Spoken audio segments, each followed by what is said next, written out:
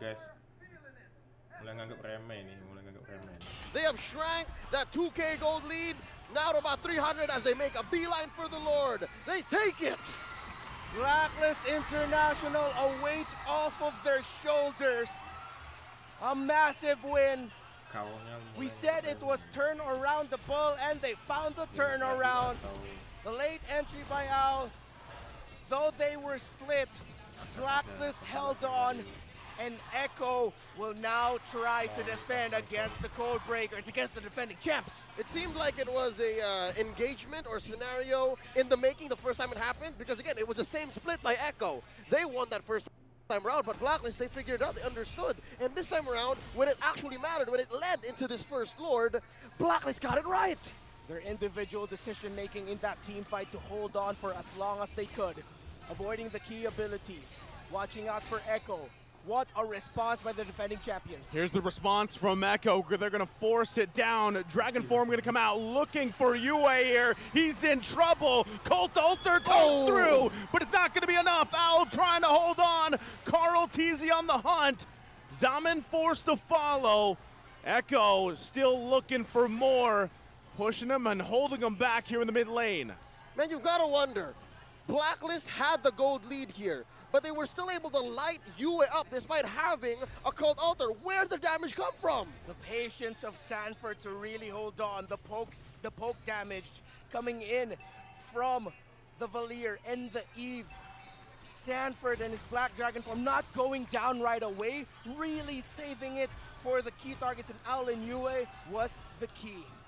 So now they've overloaded the lone physical damage defense item in Blacklist arsenal. I guess you're right, Reptar. You have to watch out now for Sanford, for Carl Teasy, because it's not just about magic.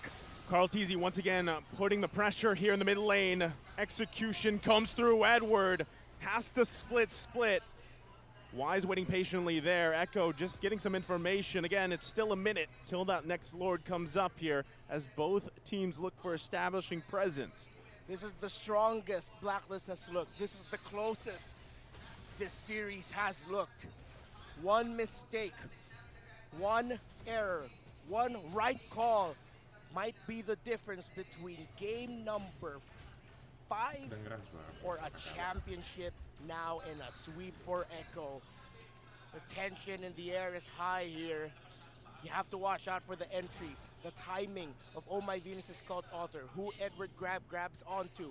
If Owl can keep himself alive, if Benny Cutie can keep that Purify for the best possible moment. Lord here in about 10 seconds, putting theory into practice.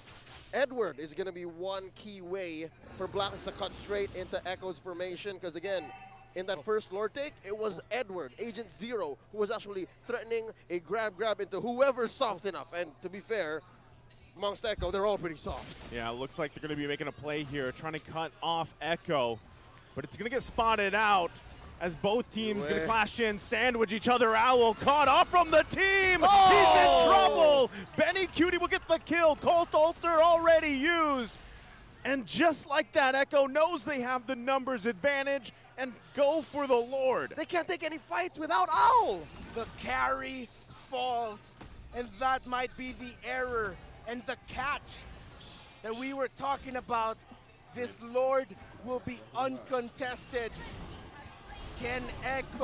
What can Echo make out of this? This is still a close game. All right. Looking back at the history of this series, in the past 3 games that we played, Echo have made devastating developments with their Luminous Lords. So I'm thinking, where else? How deep can Blacklist dig? Because they still have their inhibitors. There's still a couple of tier 2 standing. So I'm guessing this will be a very defendable Lord. Yeah. Defendable. Is it? Echo, is this it? Watch out. We're going to find out here. Mid lane. Lord making its way. Sanford using the Dragon Form. Already going to force back Yue and the rest of the team. Colt Alter comes out too. Looking to end the game possibly here. They know the Colt Alter's down. Wise will fall. Echo still healthy. Happy to deal with it. Lord will go down. Do they Focus on the next inhibitor turret. Waves pushing in. Wise is not here. Echo now gets rid of the bottom lane inhibitor turret. Still possibly holding on. Iset on the next turret. Minions are huge. Minions coming through. They get the flicker out. Benny Cutie with his Almond Force pushing them back. Blacklist International's in trouble.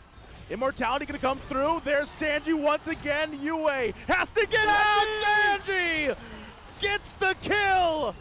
And now Blacklist is falling apart. Carl Teasy.